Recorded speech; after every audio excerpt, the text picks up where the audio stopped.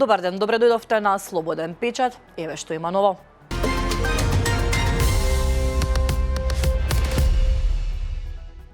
Американскиот државен секретар Марко Рубио потврди дека дрон го погодил паркингот покрај зградата на конзулатот на Соединетите Американски држави во Дубај, при што избувнал пожар.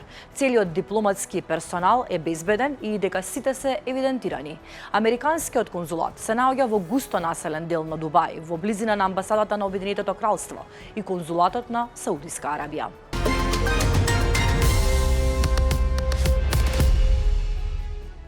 Израелските напади врз либанската престолнина Бејрут продолжуваат, а според најновите снимки, сериозно е оштетен хотел во населбата Хазмие, источно од центарот на градот.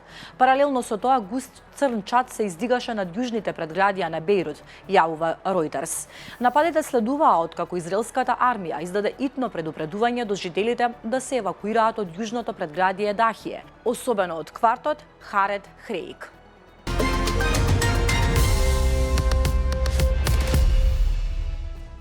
Кој е Моџдаба Хамнеј, новиот ајатолах? Станува збор за синот на убиениот ирански врховен водач Али Хамнеј, кој вчера беше избран за ајатолах, а е 56 годишен свештеник од среден ранг за кој се вели дека има блиски врски со иранската револуционерна гарда, најмоќното воено тело во земјата.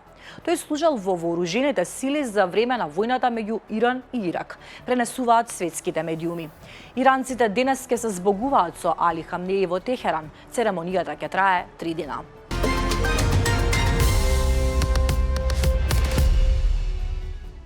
Секој наследник на Али Хамнеј во Иран ќе биде елиминиран. Ова го изјави израелскиот министер за одбрана Израел Кац. Премиерот и јас наредивме на војската да се подготви да действува со сите средства за да ја исполни оваа мисија, додаде израелскиот министер за одбрана.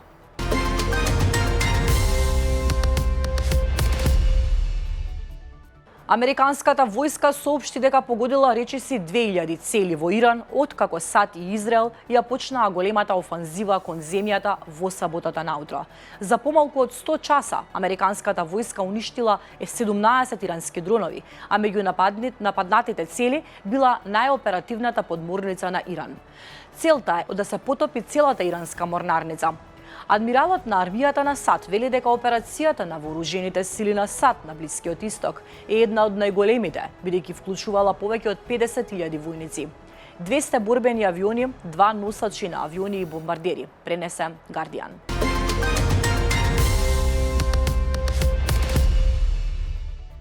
Моментално цената на нафтата е над $80, наскоро ќе достигне 200. Генералот на Исламската револуционерна гарда на Иран предупреди дека континуираните американско-израелски напади ќе доведат до одмазда од страна на Иран против сите економски центри на Блискиот Исток. Тој потсети дека Иран го затвори Ормунскиот теснец, еден од најважните светски патишта за извоз на нафта од Блискиот Исток.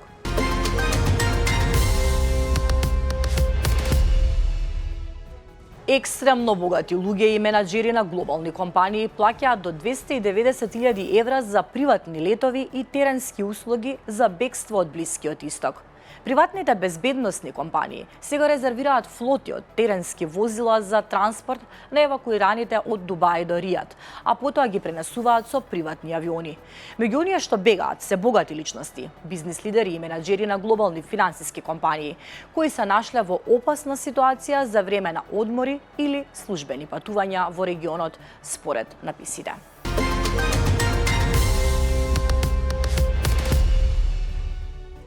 Во Србија слета евакуацијски авион со 67 луѓе кои бегаат од Израел, меѓу нив и македонци. Евакуацијски авион на Ер Србија со 67 патници слета ноќеска во Белград од египетскиот град Шарм ел Шејк. Во авионот покрај државјани на Србија имало и граѓани на Црна Гора, Македонија, Босна и Херцеговина, Хрватска и на Словенија, кои биле евакуирани од Израел.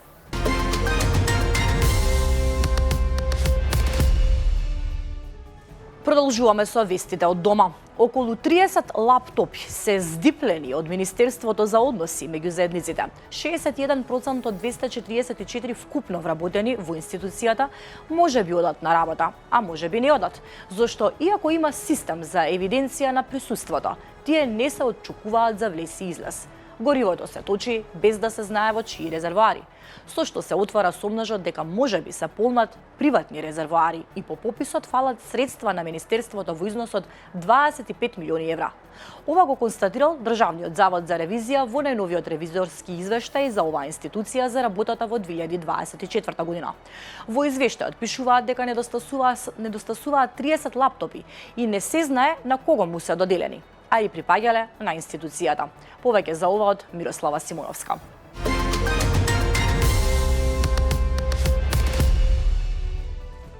Оваа полиција не е наша полиција.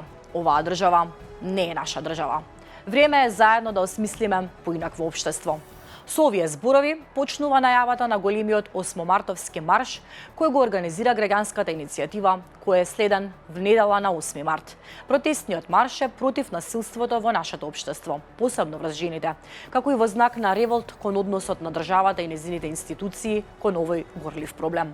Системот мора да е следен. Се гледаме на 8.3 во 12 часот во паркот Жена Борец, велат од кој е следен.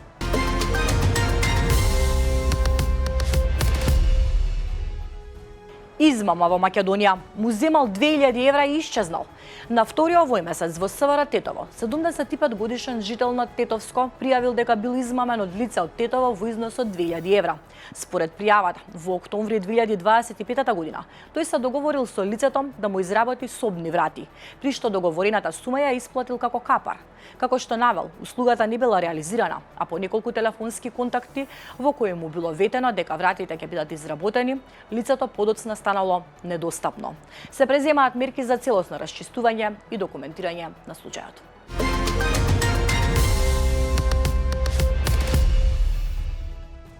Собранието денеска на 90-та седница треба да одлучува за избор на нови заменици на министрите за одбрана и за образование и наука. Предлог за заменик министер за одбрана е Адмир Шабани, поранешен портпарол на Државната изборна комисија, а за заменик министер за образование и наука Дритон Сујлемани, поранешен советник во општина Куманово и портпарол на Вреди.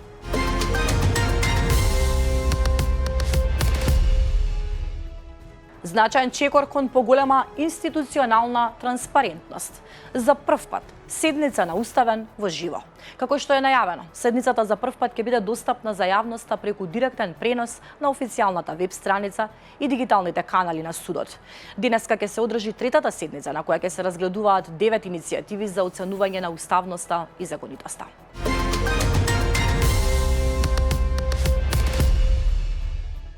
Месецов започнува проширувањето на последниот дел од Борис Трајковски. Градоначалникот на Скопје, Орце Георгиевски, вчера информираше дека е објавен тендерот за реновирање на последниот дел од булеварот Борис Трајковски, од трафостаницата во Пинтија до кружниот тек во Драчево.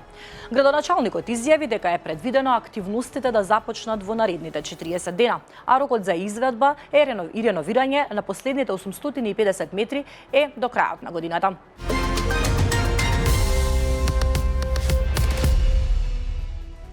Дојран ќе добие наколна населба со 4 објекти и музеј за артефакти. Основен проект за изградба на музеј на отворено во водите на Дојранското езеро, по примерот на Охридската наколна населба, ќе се изработи оваа година. Според археолошките истражувања, Дојранската праисториска населба настанала во текот на судирите од така наречените големи егејски преселби во 12 век пред нашата ера. Овој проект државата ќе ја чини 600.000 денари.